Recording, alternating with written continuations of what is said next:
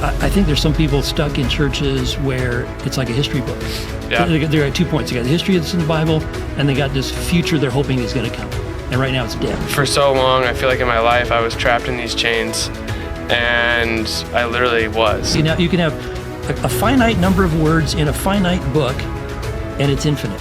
The way society is going, I don't think families are getting closer. You're going to see more of kids going off the rails and parents not knowing what to do.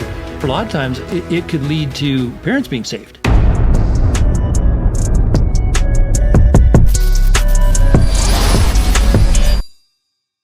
It's kind of crazy that we're getting the opportunity to sit down, father and son, for something of this nature.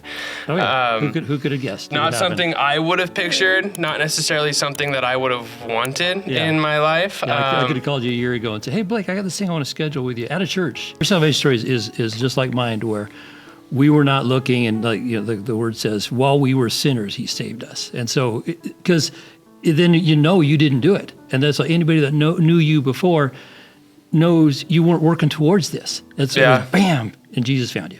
Yeah. And that's exciting. Yeah, and it's almost impossible to think, but when you actually dig into the Word of God, and then you realize it's not impossible, because nothing's impossible, right? With Jesus Christ our Lord. Yeah. So, that's why I love what you're doing with testimonies, because to me, testimonies are my favorite thing, because it just, it's one thing to read the Bible, and I think there's some people stuck in churches where it's like a history book. Yeah. They're at 2 points. They got the history that's in the Bible, and they got this future they're hoping is going to come. And right now it's dead. And they're missing out. The active God right now, changing lives daily, is the exciting thing to watch. Yeah, and if you're not careful, you'll miss it all. I got my mind blown on Sunday by a testimony. This lady had woken up out of a coma after like 20 plus years. Yeah.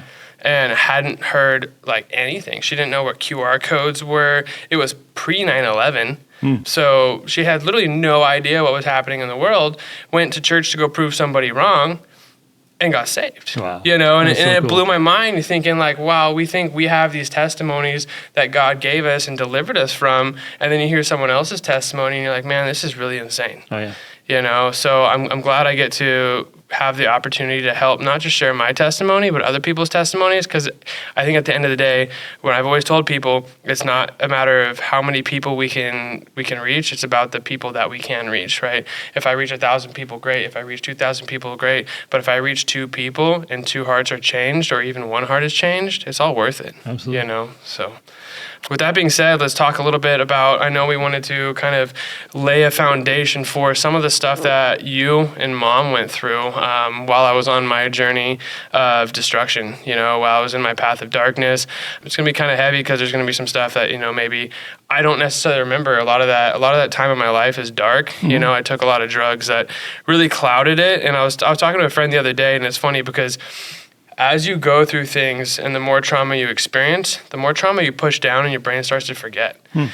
So there's things that pop up in my life. I'm like, man, I forgot that happened. Right. I didn't even realize that happened until something something in my life brought up that memory, So yeah, let's talk a little bit about maybe some things that really, really stood out to you in my walk and your walk that really kind of set the tone for what we're going to talk about today. Sure.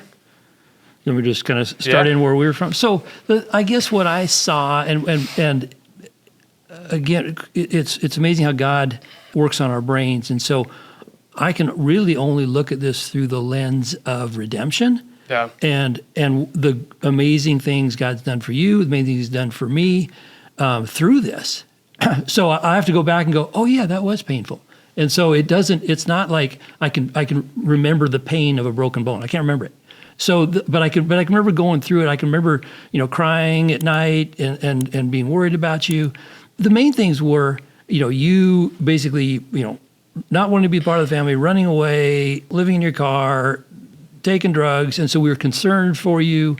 And it did, it led to a lot of things, but one of it was, first just the fear of what might happen to you. And then we realized, hey, this was going to be long term. so where like you went into, recovery centers or whatever, you're going to be there 6 months or a year or whatever. So we knew this was a long-term process. And then they even told us, it's like, yeah, we got about a 7% success rate. So, he'll be so back. hopeful. Oh my goodness. I can't believe my son has so much hope for his life. And so a couple things, and I think this would be helpful for people maybe who are just in the front end of this, just experience it. Oh no, our kids run off, our kids, whatever. To know that there's this amazing hope. But the first thing I think of is, it was hard on our marriage in that it's like, if I saw a text from your mom, it's like, I didn't want to pick it up because it was like, it was going to be another bad story. It's like, okay, guess what happened today? And I just knew the weight of opening that text. It's like, oh no, what is it this time? More grief than it was worth, yeah. And so I, didn't like that. And then you start to blame and wonder what you could have done different and all this kind of stuff. And one thing that helped was we went to a counselor because we knew we wanted to survive this. And so one of the it was a Christian counselor. One of the amazing things he asked was, he said, we'd say, oh yeah, but Blake's done this. And it's like, and he said, okay, well, what's the worst thing that can happen? And we'd say, oh, well, he could overdose. Well, what's the worst thing that can happen there? Well, he could die. Is that it? Yeah, it doesn't get worse than that. It's like, okay, well, then I know where the bottom is. And even though that sounds terrible, when you're looking into an abyss, you think it's bottomless and it's scary. You need to see some type of end. He put a bottom on it. It's like, the worst thing that could happen is he could die. The end. And it's like, oh, okay. And so once you could process that, okay, well, now it's a manageable thing I can pray about. It's kind of like when people look into Christianity, right? It's the hope of, like I'm going to die eventually, but I get to go to heaven. Mm-hmm. I get to join Jesus in heaven, God the Father, and that's the end, right? And like that's the worst that can happen is I die, and then I go to heaven. Yeah. The other part of it is, as a parent, as you're raising kids, you kind of build in your mind a trajectory. That you can, you're doing things, it's like, why are you teaching them to walk? Why are you teaching them to read? Why are you teaching them to have manners? All these things, because you're projecting a life for them into the future. And so when you've got this projection and then someone goes this way or this way, all of a sudden you realize, it's almost like a death of a vision, okay? And you mourn that. Yeah. Because what you thought was going to happen is no longer going to happen. It's no longer reality. And so, but so that's, you've got to grieve. There's a grieving process, but the good part about it is what I realized was, one, I soon realized I couldn't save you, and that because there's a danger there. If you think you can save your kids, then you're Jesus. Yeah, and you can't be Jesus. Okay, and then also you come up with this works-based religion of, I've got to do this. Or even like when you're lost, it's like, oh, I got to pray for him every day. I got to pray for him every day. Like, if you don't, it's not your fault. Okay. Yeah, and exactly. So, and I think, parents going through this need to realize that it's like, you can't save your child anyway. Only Jesus can. And so, yes, you don't forget about him. You pray for him, but it's not a work on you to save your child. The other thing is not making your children your idol. Okay, because you can get to the point where you're hoping they turn out and they get all these awards, they get all this, they get these pictures you can post on social media about your beautiful kids that are perfect, and they're an idol. Okay, and that's sin. Yeah, it's kind of like, too, you see a lot of parents, they push their kids through college, they push them to be this and that and this in like sports, right? For example, like if someone's like a really good pitcher in baseball and the parents just doing everything you possibly can to get the kid into camps, to get him, a better throw, a better curveball, these types of things. And the kid doesn't even like baseball, but his dad's like, go, do this baseball thing because it's what you love. And the kid's like, I don't love this. Yeah. And the dad's like, well, what do you mean? Yeah. And I think that was one big thing that, you kind of said was you had this vision for us, and me specifically too, is like, I think I didn't want the vision you had for me because I didn't want to be under a construct of what someone wanted me Right. to do. Yeah. Right. So, and I think a lot of it too was it's not that I didn't want to be successful, because obviously every kid's like, yeah, I want to be rich. I want to have Right. money. I want to have girls. I want to have drugs. Like, that's just kind of where my brain was. And yeah, you need success to have all that type of stuff. Life's expensive. But it's just kind of funny to see, because there's no construct that I wanted to fit in. Mm-hmm. Yeah. Well, and because it is, even though you didn't know it at the time, and I didn't, it was really sin on my part, okay, to have that, to be worshiping that image, okay, making an idol of how your kid's going to turn out. And so, so again, we're on the other side of that, realizing, it's all in the hands of God. And the other thing too, again, this is more of a positive thing, is, like I said, I got saved like you, not looking to find Jesus. He found me, revealed himself to me. And I was, same age as you, 26. And then, so I didn't know anything. So I grew up atheist. So I didn't know anything. So I just started reading the Bible and learning and learning and learning. And you think you understand it. And you do understand it as you're learning the Bible and what it's all about. But it's just like taking a class in anything. Until you go apply it, you don't really learn it. Okay? Yeah, exactly. So that when you have to apply it, that's when you really learn it. And when life is going pretty smoothly, you don't really apply Christianity. It's you're nice, and yes, you tithe, and yes, you say hi to the people at church and all that stuff. But going through what we did with you tested my faith, and I found that it had some holes in it, okay, that needed patching. And so, because the things about, again, just some of those things about, is God sovereign? Is He good? I mean, that became one of my prayers, was almost daily, was realizing the attributes of God. He's sovereign. He's in control of everything, and He's good. Well, there's hope there. If He's good and He's sovereign, then I can count on Him to deliver you. Exactly. Where did you find that your biggest holes were in your faith when you're going through this? What was like the biggest one that stood out? And you're like, man, this is like something I really, really need to work on. Because I know for me personally, like, just in the quick, time that I've been, following God, there's been certain things, right, where I quit my vape, I quit smoking after 10 years, something I could have never done by myself. And you guys saw me go through 6 years of sobriety almost and never be able to quit that. But suddenly God has said, hey, put it down, and he'll always point out things, to work on. And I'm sure there was one for you in the beginning that was probably like, whoa, man, this is big. Yeah, I think the main thing was, I think I had almost like a prosperity gospel thing in my mind, that by being a Christian, things were just going to work out. That God was going to go ahead of us with a bulldozer and smooth out the road, and all we had to do is follow the path. Okay, and then all of a sudden I realized it's like, verses like, He will keep in perfect peace all those who trust in Him.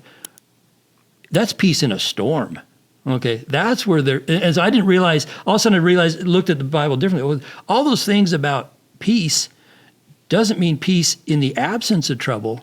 It means peace during trouble, because He says, in this life you will have trouble. Right. And so it's all the context of it all. So that was, and so I was reading the little kids version, basically. At first, and then all of a sudden I had to get the big boy Bible and go, oh, that's what he meant. That's what he means by this, And so all of a sudden I realized, you look at the Bible completely different, and realize it was there the whole time, but I didn't realize it until we were in the midst of it and realized it's good with my soul, even though I've got all these things going wrong. It's good with my soul. Yeah. It's good too, because that's just proves it's living word of God. Oh, yeah. You know what I mean? I've read through a couple chapters. I've read through the book of John already, I think this third time, and we're going through it together on a Monday night Bible study. And there's new things where we're finding it all the time. Like the one where he said, and then they were there immediately. Yeah. I went on a rant for that a long time, but and did a lot of research on it to figure out what that really meant. But I mean, for you, I'm sure it just kind of like the whole Bible, did it almost basically open it up for you again? And you just went through the whole thing, and it just probably hit way different. Oh, yeah. It still surprised me, because I've been a Christian now 30 plus years, and there's new stuff every day, and that's boggles my mind. That you can have a finite number of words in a finite book, and it's infinite. Yeah, it's beyond explanation. Yeah. So I'm curious, what was the moment? I'm sure there had to have been maybe a moment, maybe you don't know, but where was the moment where you and Mom realized, man, we really have to let go? Well, so I think it was a process, and so there was the struggle stuff while you were, kind of coming, kind of going, and then finally, I guess, and it might have been, when you left for treatment in California the first time, and because it's like, at least there was a pause. Yeah. It gave us time to think. Because before it's like, we didn't know if you were going to show up. We didn't know what we were going to, if police were going to come knock on the door. We didn't know what was going to happen. But at least it's like, okay, pause and, again, get in with the counseling. And then it was a process. And then just finally realizing that we can't save him. God needs to. So we both really just grew in our faith, just right there in that spot. That's awesome. Yeah. And did you and Mom pray a lot together? Was that something you guys would do? We've never really had that dynamic. We both have our prayer time. We would pray if there had been something painful that night. Before we went to bed, we would pray. Let's say specifically for you, but that's not something that we really do a lot of. It's more we both have our quiet time, usually in the morning, separate. That's awesome too. How long have you and Mom been married again? 39 years. 39 years. That's a long time. That's just way above the national average, right? There was a statistic I saw the other day. Was it you who told me that it's like people who read their Bible or couples who read the Bible?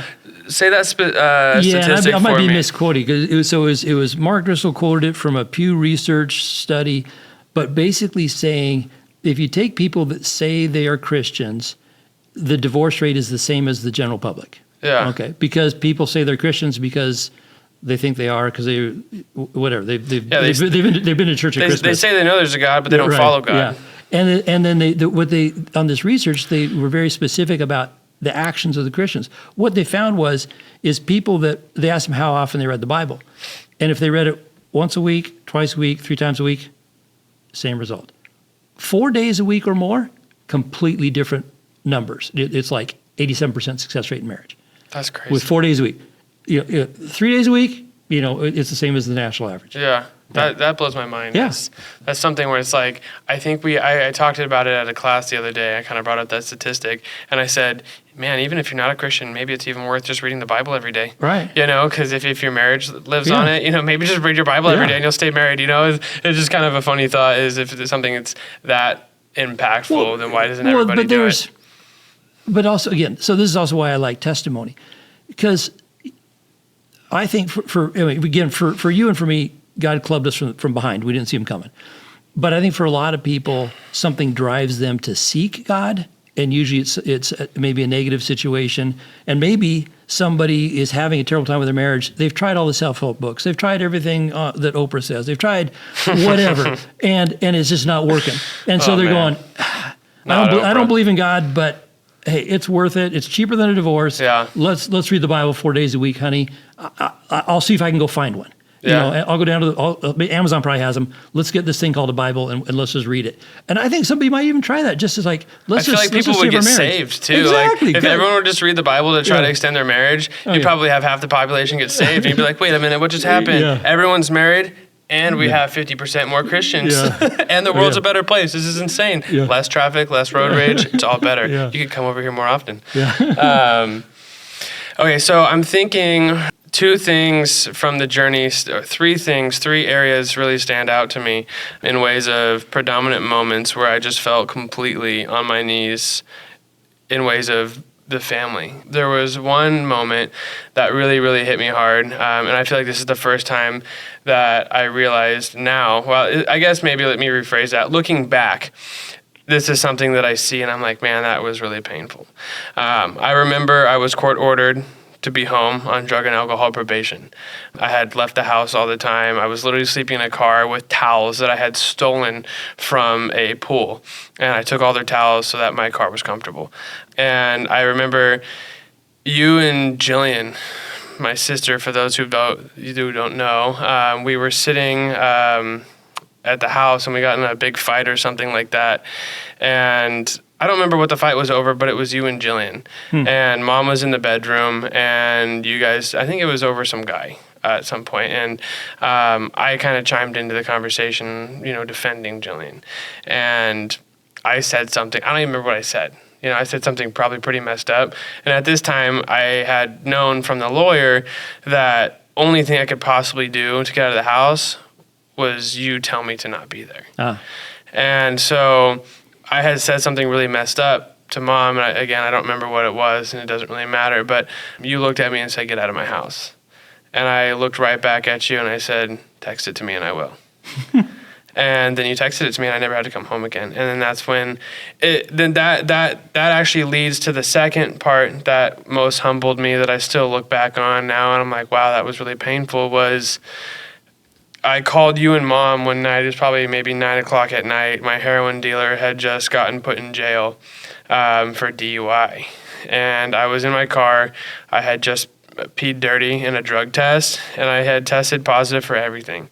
I faked a drug test the day before that, and then they found it somehow. I don't think they found me specifically, but they called back all the testers to test that day because they had found a bag in the garbage. And so I had tested, I didn't go back because I knew I'd just go straight to jail. So I knew I had warrants out because I didn't go back and test. So I had warrants for my arrest, and I think I was looking very defeated. You and Mom came and met me in a parking lot at the mall. Mm-hmm. And that was probably a week and a half before I went to treatment. And I was just standing across there. And I think that's the first time I'd seen you guys in a long time, quite a long time. That was very humbling for me too. Mm-hmm. And I told you guys, I'm going to jail tomorrow. And it was just kind of one of those moments where I look back now and I'm like, wow, I had to literally tell my parents I was going to jail, all shot out, on drugs, just not looking good.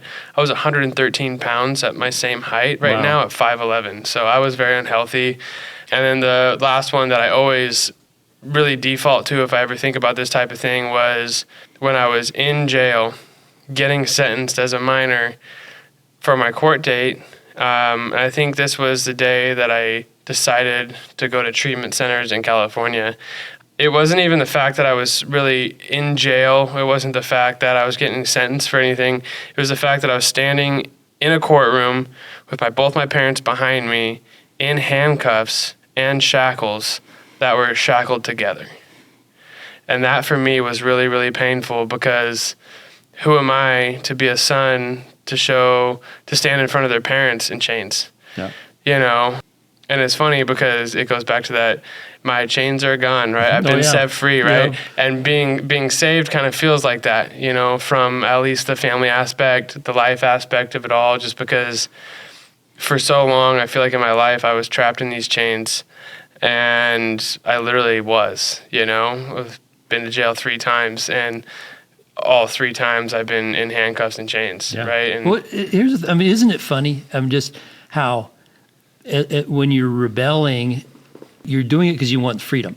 Yeah. It's like, I want to make my own choices. And Satan's inviting you to do that.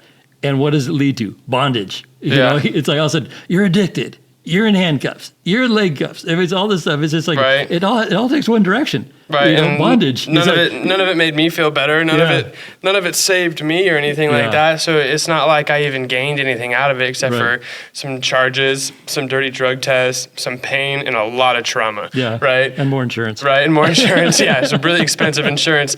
I'm so glad that my insurance right now, thank you for that truck, by the way, and letting me use that truck because that insurance is so much better. Yeah. It's $108 versus if I were to buy a new vehicle right now, I'd be paying probably upwards $600 a month. Yeah. So, anyways, it's not insurance commercial. But I think go with. But I think you need to.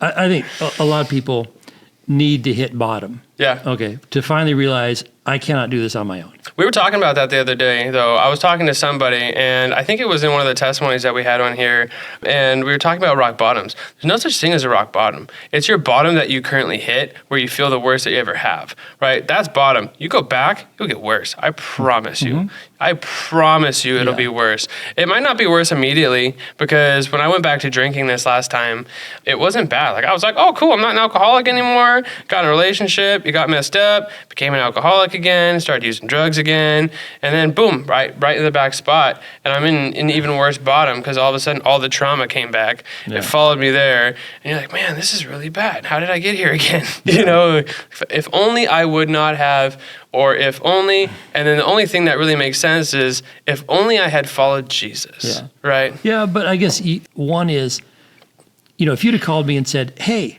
I'm thinking about drinking and then driving. What do you think? I would have said, probably not a good idea. And yet, that's what God used to save you. Yeah, no. So what Satan intended for evil, God meant for good. And so it's like, I look at it and go, God is sovereign. He is so good. Yeah, and sometimes, again, it's like that frying pan effect is the way I say it is, you know, is you crack an egg. No, I'm just kidding. He hits you in the head with the frying pan. He says, listen, dude, you have a choice. You either follow me or you die. Right? And it becomes clear, you know, and with a lot of situations, it has to be clear because stubborn people like me and stubborn people like you aren't going to listen, you know, and it's not the show me God or else. It's the God saying, hey, I have plans for you. Wake up, man. Because otherwise we'd kind of just be sitting there like, man, my life sucks. My life's the worst. I can't believe my life's this way. I didn't do anything wrong. You know, everyone's out to get me, you know, type of thing. We play the victim. And I think, and I don't know if this is true for everybody, but I think, like you were saying about everybody kind of has their bottom where they don't think they can handle it anymore. But again, the God allows us to go that far. You know, but there's nobody who's beyond the reach of God. And so some people's bottom could be way deeper than what you or I might be able to tolerate. But the people that get to that point, God can still save them. Yeah, he can save anyone. And it's crazy. That's why those stories are so great. Who was it? Was it Joseph? Because Joseph saved everybody from Egypt, right? Right, He led God's people, and he murdered somebody, right?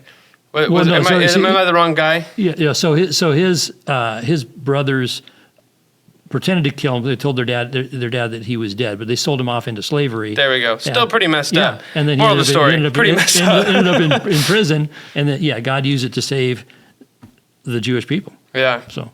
And it's crazy too because a lot of these people hitting rock bottom, right? I'm sure you know there's certain things in life, and we talked about this at one of the youth groups that I was at. And in fact, this was last night. Was the big question that you think is, who am I?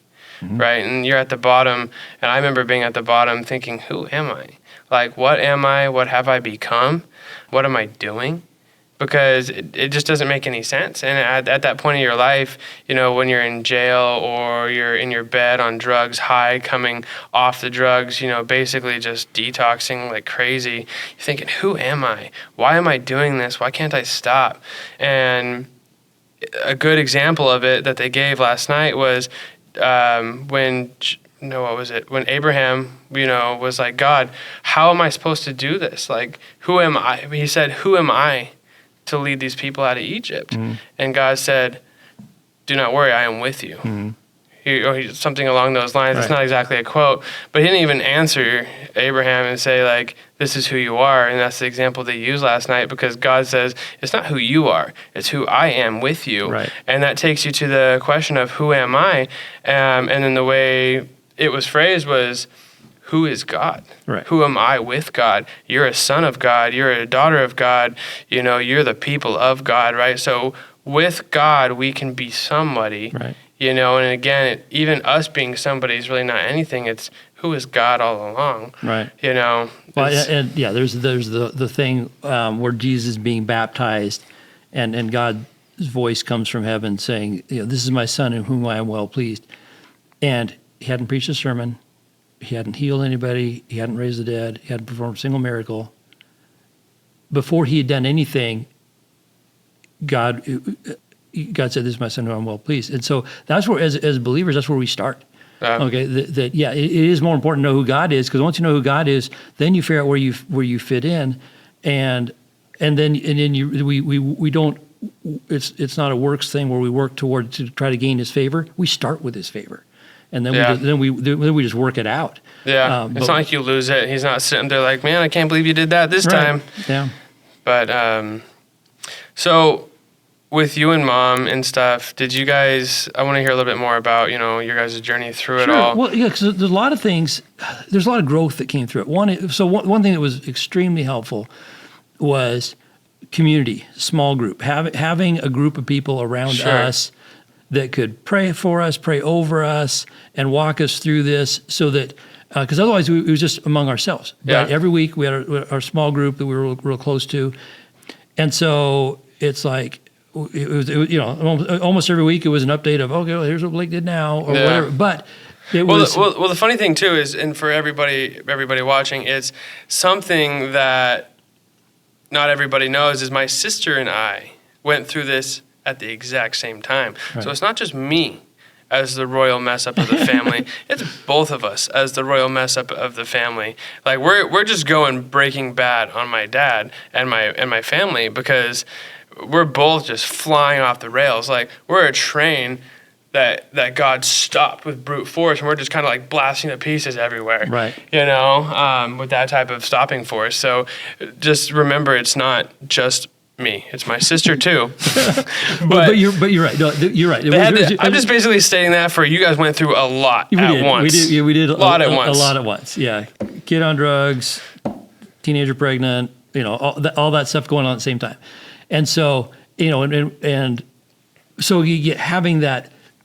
Had we been in isolation, I don't know that we would have survived. But being part of a strong, small group where we could share what's going on, people pray for us, and people speak into our lives, that was huge. Keep us going along the way, and then you just, because it drives you to your knees, it's good.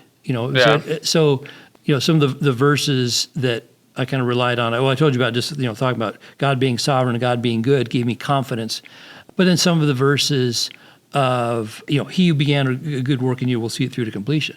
Or train up a child in the way he should go.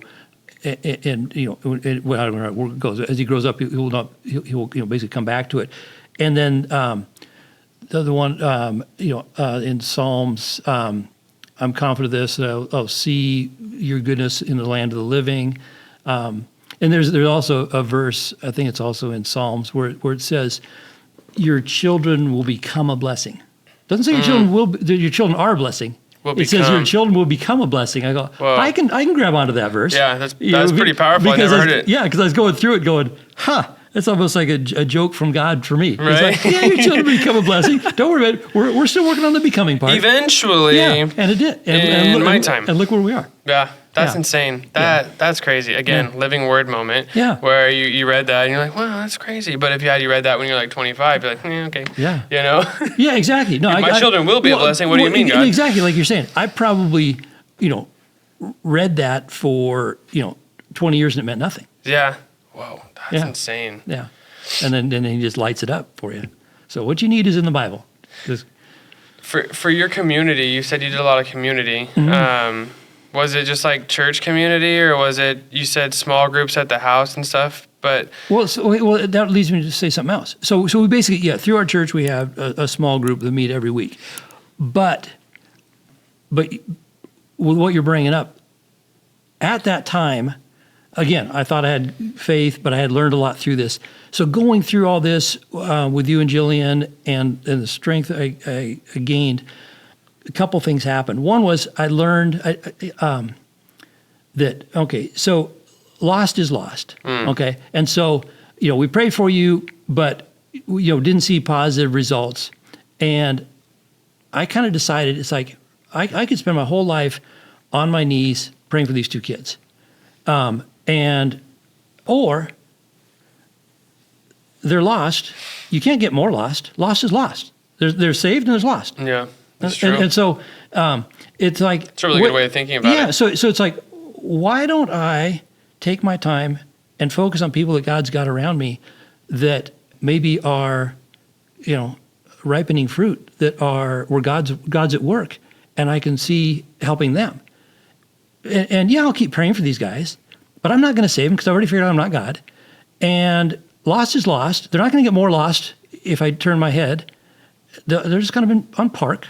Mm-hmm. And so I was able to. So then I started like leading small groups, and I started leading because you know my assistant Gerda, started walking through things with her and saw Which her. is funny because I told you for a long time that I remember driving up with you in the car from California, and you asked me where I was at with my walk with God, and I told you, how am I supposed to understand where my walk is with God when I don't even understand all the other religions and why they're wrong? Right. And then you told me about Gerda and how you guys were talking, and I told you I think it was probably the most messed up thing in the world you could do, and I think I probably used more profanity in that sentence, but I told you how absurd it was that you were trying to rip her from somebody, but looking into it now, it's not what you were trying to do. You were trying to save a soul and help somebody, right. Which, look at her now. Yeah, exactly. She's following Jesus now, right? Yeah, she has people coming at her from everywhere. Yeah, she's saved. She's on fire for the Lord, and all that stuff. But so I started leading small groups, which I never did before. Because I never had that confidence. But I learned enough in my faith that I had the confidence, and then so started leading a couple small groups because of who I became through this process, and that's just that. I don't know. That's just a lot of fun because then watching other people get saved and all that. And in the meantime, I'm still praying for you over here, and God's softening Jillian, and boom, now you guys are both saved. So it's planting little seeds. Yeah. But also I wasn't the one to save you. Jesus did. I wasn't the one to save Jillian. Jesus did. Yeah. But in the meantime, I was more hands-on with other people. But all that to say is, community is crucial for surviving on this planet with the Christian life, especially in this culture. Yeah. And if someone's got, husband, wife, kids, relative, whatever, that they are concerned because they're lost. Yes, they're lost. And if you can't, you're not going to save them. But you could be the one to go find somebody else that God has put, like your neighbor across the street or the person in the cubicle next to you, who is showing, interest in the things of God. Or maybe they had questions about their marriage or parenting or things that you can help them with. Or they can't believe what's happening to the culture. This whole country's going downhill. It's like, well, you can start a conversation that could over time lead to the gospel message. And yes, your kid or your wife or whatever, they're still lost, okay? But they haven't gone anywhere. Yeah. And then come back to them when they're ready. What's that verse in John 6 that we went over the other day? It says, "You will not find unless He pulls," or something. Oh yeah. No. Jesus is saying nobody comes to me unless the Father's called them. Yeah. So if God hasn't already started work on somebody, you could read the best sermons in the world to them. They're not going to get saved. Yeah, and then you'd be like, "That's cool." Yeah. What about it? Yeah. Unless the Holy Spirit does the work, spend your time where God is already working. Yeah. And it's crazy that you come to that conclusion. There's literally something I was listening to today. It was a podcast. I was going to look up the name of it. They said a word, and I don't even know if I necessarily know how to pronounce it. It was from the Bible Project, and I wrote the word down, and they use it in the Bible a bunch. Hesed love? Like Hesed love? I don't know. It's something, I don't know how it's, I don't even know what language it is. But you have like Hein, which means grace, and then you have Hesed love. And again, I'm probably saying it wrong, but it's the love that God uses and people in the Bible use for just like never-ending love, right? They used, I think they used a reference, I think it was Joseph that they used, Jacob, the patriarch, when he was about to die, and he had one of his sons, and his son came over and he said, give me this type of love, and it was, do not bury me in Egypt, but take me out and bury me with my people. And so that's hundreds of miles. Right, so here his son is showing him this type of love that they talk about, and they say it doesn't even really translate to English well. They say like never-ending love, steadfast love was one of the, like, I think the King James translation, don't quote me on that, like interpretation, but basically you have no transportation, you're carrying your dad, who is just a body at this point, and you're taking him out to bury him hundreds of miles away with like not a car. You're probably taking like a buggy of some type or whatever you're driving at that time of, whatever it is. But anyways, words are hard sometimes. But yes, they didn't have cars back then. They didn't have a Tesla. So, but I think that's the kind of love that I felt from you guys, because no matter what I did, in my life, no matter how bad I messed up.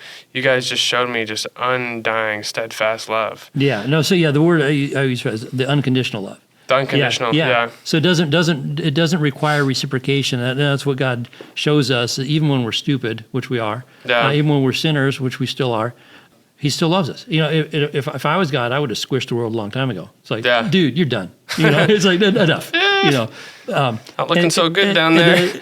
Yeah, but He's got that unconditional love. But yeah, that was a thing, I guess, with you guys was we thought God had given you to us, and so it wasn't a contract as long as you're good. Yeah, it was you're our kids, and so and so it's like, you know, we're there, and you know, and it's tough with parenting. It's tough too, because at some points you got to be where it's like, yes, I have unconditional love. It also means I'm not going to enable you. You know, that type of thing. To where it's like, okay, the best thing for you is to not live in my house. And it doesn't mean I don't love you. It means I love you, but you're not going to ruin my family. You know, exactly. So it takes all kinds of forms. And they also say too, like, I mean, like God does the same thing. You know, you can be lost, and eventually He says, you know, He'll let you go. Mm-hmm. Well, and He will allow us to make stupid choices to find out that He's real, you know, to find out the extent of His love. Exactly. You know, and that's the thing though, is as a family, what you guys did, even if you guys were like, hey, go do your own thing, you know, if I ever came back, you guys were like, hey, we're still here for you. Mm-hmm. We love you. And I remember getting texts from Mom when I would leave the house. And I don't know if you know this is possible. I do. I know it's possible because I've gotten them. But you can get a text message on your iPhone, and it's about this big, and you're like, well, it's a small text message. But right in the bottom right-hand corner, it says, read more. Read more. I've never seen a text message until I started running away from home that said read more on the bottom. So I click read more. And I kid you not, on your phone, it is from side to side, from top to bottom, single-spaced, 11-point font. Scroll. It's an essay all of a sudden. So I'm getting these texts, and I'm like, man, these people, and you don't see it at that time, but you're like, these people love me, you know. And again, that's another thing that I pushed against, you know, growing up, was the adoption side of it. And again, so glad that you guys adopted me. Never been more stoked about anything in my life, because otherwise it would have just been a total dumpster fire, and probably still would be a dumpster fire, because I wouldn't have had all those seeds necessarily in my life, you know. And it could still end up the same way. But at the same time, I'm glad it happened the way it did with you guys, because, you know, you guys have been such a influential part of my life. Yeah. Well, and we just look at it as obviously, you know, God chose you for our family, but then also it's a good adoption is just a perfect image of what God does for us. Yeah. You know, because and I think we talked about that earlier on in the book of John, where he's talking to Nicodemus about being born again. Yeah. Is, you know, when you're born the first time or adopted, you have zero to do with it. Yeah. You're an infant. You have nothing to do with it. Okay. And same thing, but the same thing with adoption into the family of God. Jesus does 100% of the work. We do nothing. Yeah. And we're not doing right. And so it's basically the same thing. So that look what God, you know, God just chooses us and takes us. Yeah. And so. Well, with that being said, I know we're running a little bit short on time here. I want to give you the opportunity to say a couple things that are like, you know, just for the person watching, you know, for that parent who's really going through something where their kid is really struggling, or they're having a hard time understanding why they're doing this or that, you know, if you could just give maybe like in a minute or 2 minutes a summary of just some really good inspiration that you think is just maybe like a good word of encouragement for them. Sure. Yeah, because I think the way society is going, I don't think families are getting closer. I don't think... So I think you're going to see more of kids going off the rails and parents not knowing what to do. And for a lot of times, it could lead to parents being saved. Okay, when they realize I'm just trying to raise a family and I'm failing. I need help. Jesus is there. Yeah. But for the people who, you know, the one I can speak specifically to is Christian family, think you're doing everything right, and kids are gone. Yeah, it's fall back on Jesus and one, use our example, your example, as what Jesus can do. That there is hope at the end. If we had given updates along the way, it wasn't like a progressive coming back. He's finally here. Yeah, it wasn't it at all. It's just. It's like a really bad stocks graph. But it's keep praying.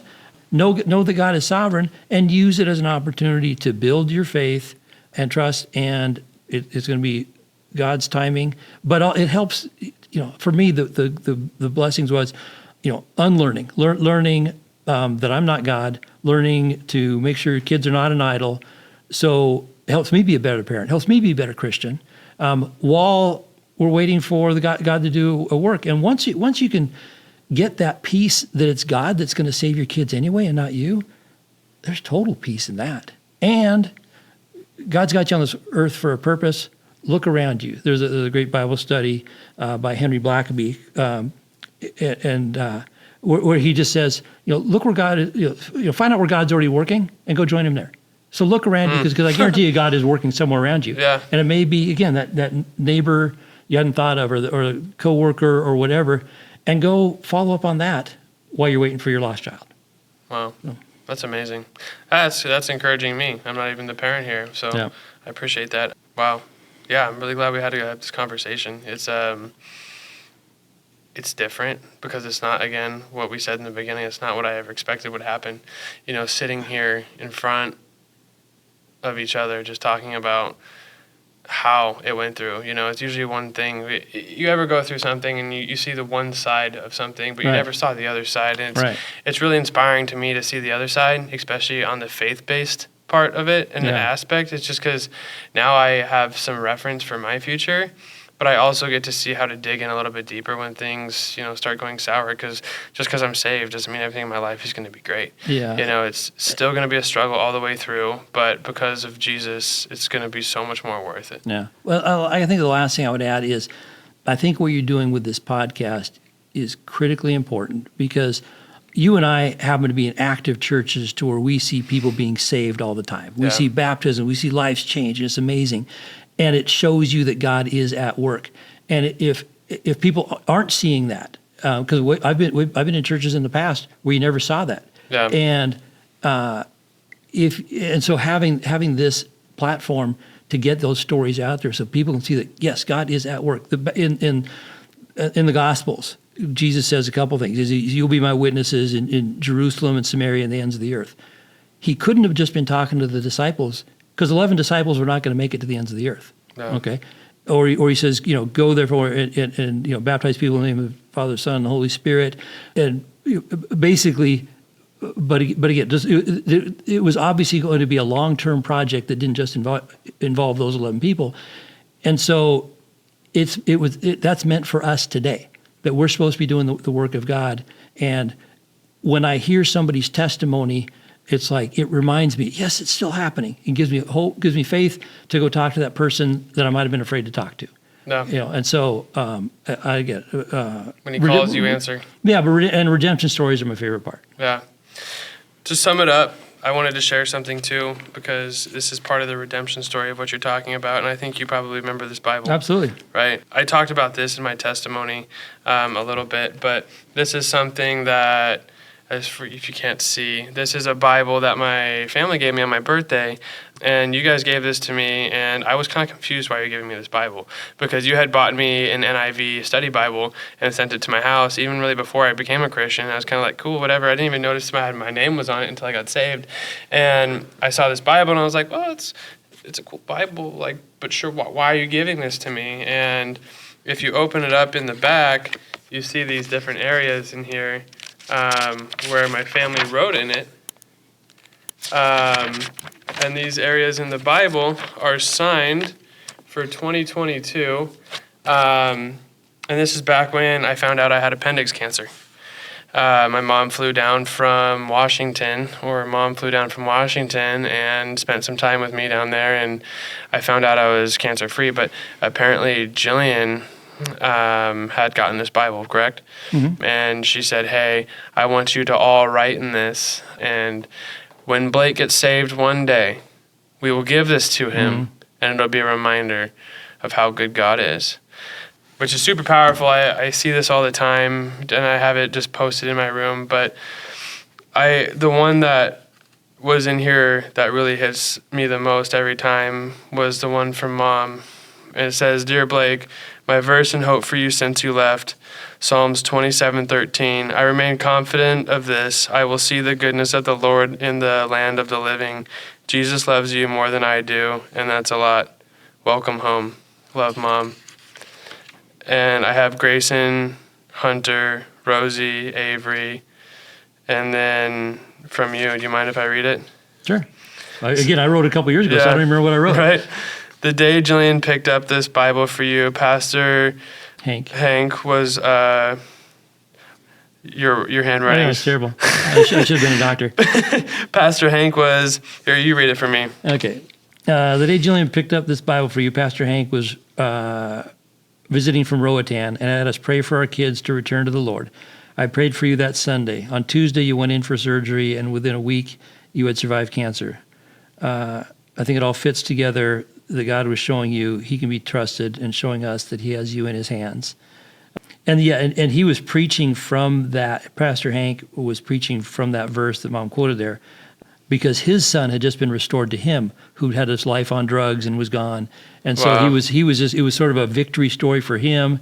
And then he had everybody come forward that had kids that were lost, and there were other families in the church that I know whose kids are in prison for life for murder. That aren't going to come home, but could still be seen in heaven, be saved and be seen in heaven.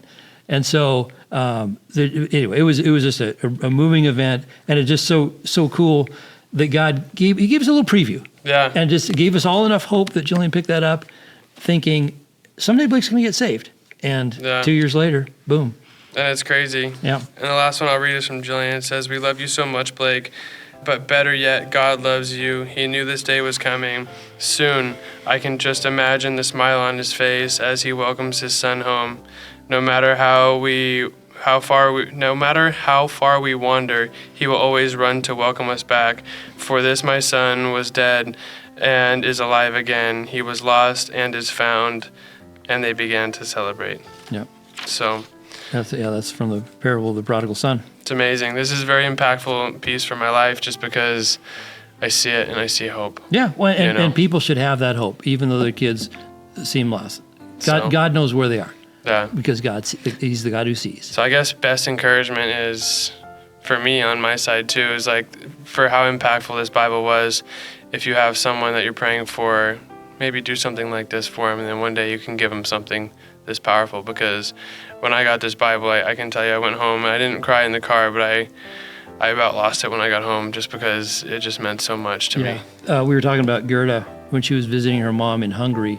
She took a Bible with her and wrote something in it, and she hid it in her mom's house, so that when her mom is saved, she'll go, "Mom, go lift up the couch."